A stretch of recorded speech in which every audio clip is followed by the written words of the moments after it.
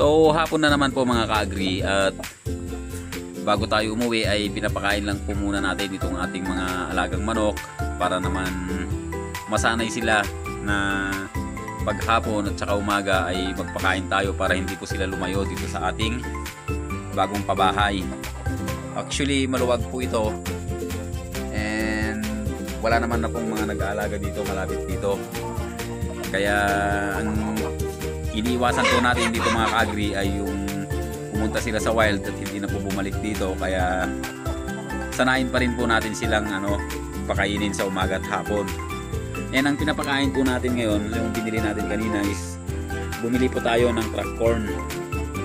And iba-iba siguro yung ipapakain natin sa kanila mga ka-agri para yung sustansya na papasok sa kanilang katawan ay hindi lang po isang klase mga ka-agri.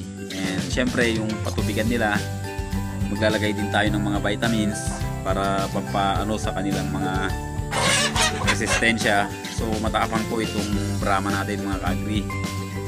So dito sa ating ngayon mga ka-agri, dito sa ating mga napiling inahin ay mga iba't ibang na po ito, breed. So mayroon po dito yung mga lahi na to is Kuluano po yung ama, and yung ina is yung po natin na yon, yung inahin natin na yon, yung pinakamatandang inahin natin. And yung magkatabi na parang abuhin is mag-ina rin po yun, bali Kuluano. And eto mga native, tsaka yung natin mga ka-agri, native tsaka yung Kuluano din natin. So iba-iba na po yung breed nila, and sila po yung mga malalaki, kaya sila po yung pinili natin. Magaganda yung mga katawan. So makikita yung mga balahibo nila. So yung itim po na yan is hindi natin napaliguan kanina dahil nga siya po yung nakawala. Pero kung makikita nyo yung balahibo mga ka-agri is talagang napaka-kita po niya.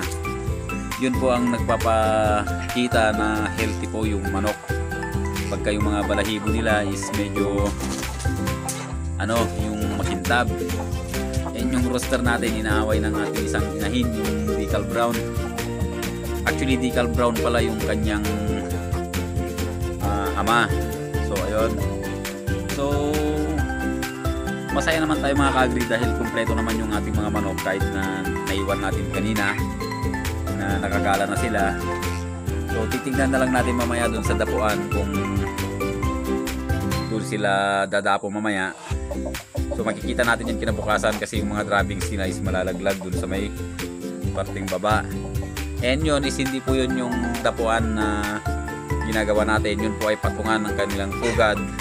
Dahil gusto nating maglagay ng maraming pugad mga ka-agri, dahil gusto nating iwasan na hindi po sila magitlog kung saan lang dito, dahil makikita nyo naman napakasukal.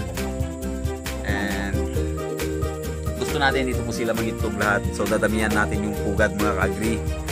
Sana nga bukas is may kabit na natin, dahil may mga manok na po tayo na talagang malapit na talagang mangitlog mga ka-agri.